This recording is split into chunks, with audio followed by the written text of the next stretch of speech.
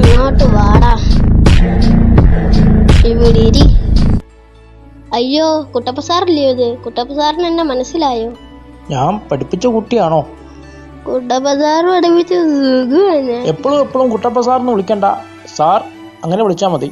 അയ്യോ കുട്ടപ്പ സാറേ, എന്റെ കൊച്ചിന് സുഖമില്ല. ഒരു 100 നീ പൈസ പിരിച്ച് നാട് മൊത്തം നടന്ന് കുടിക്കുവാന്ന് എനിക്കറിയാം. നിനക്ക് 5 പൈസ ഞാൻ തരത്തില്ല. അയ്യോ കുട്ടപ്പ സാറേ, അങ്ങനെ പറയരുത്. എന്റെ കുഞ്ഞിന് എന്റെ കുട്ടിക്ക് സുഖമില്ലെങ്കിൽ ആ സർക്കാർ ആശുപത്രി കൊണ്ട് കാണിയിട്ട്. അപ്പൊ ഇങ്ങനെ തന്നിരിക്കുന്നു. അന്തസ്സുള്ള ഭാഷയിൽ സംസാരിക്കണം. അല്ലെങ്കിൽ താൻ എന്തോ ചെയ്യും?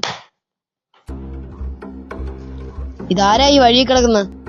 അതെ, എന്റെ ഒരു ശിഷ്യനാ. അവൻ മദ്യപിച്ചിട്ട് വന്നപ്പോ ഞാൻ അടി കൊടുത്തു.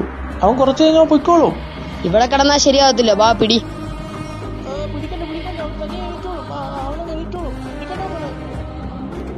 നിങ്ങളവിടെ പോന്ന്?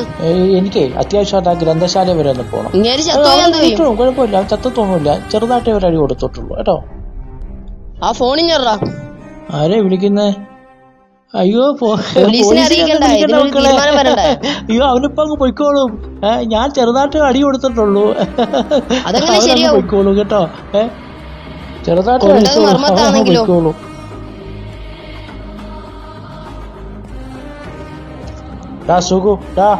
എന്നിട്ട് വീട്ടിൽ പോ.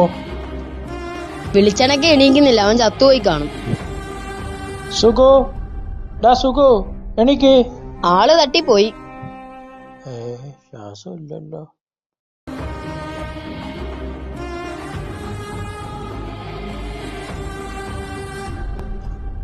എന്റെ സുകുമാരാ, ഒന്ന് എണീക്കടാ. സുഖു, വേഗം എണീക്കടാ. നിന്റെ സാറല്ലയോടാ പറയുന്നേ. വാ, വീട്ടിൽ പോവാ. മഴയൊക്കെ വരുന്നു സുകുമാരാ. ഇനി എന്ത് ചെയ്യാം? വിളി. മോനെ കരയണ്ട. സാർ ഒരു 1000 രൂപ തരാം. മോനെ, പോലീസിനോടെ സാർ അടിച്ചെന്ന് പറയല്ലേ കേട്ടാ. അച്ഛൻ ബോധം കെട്ട് വീണാന്ന് പറയണം. 1000 രൂപ. സുഖു എണീറ്റ്. സുകുമാരൻ എണീറ്റ്. വാ മോനെ, പോവാ.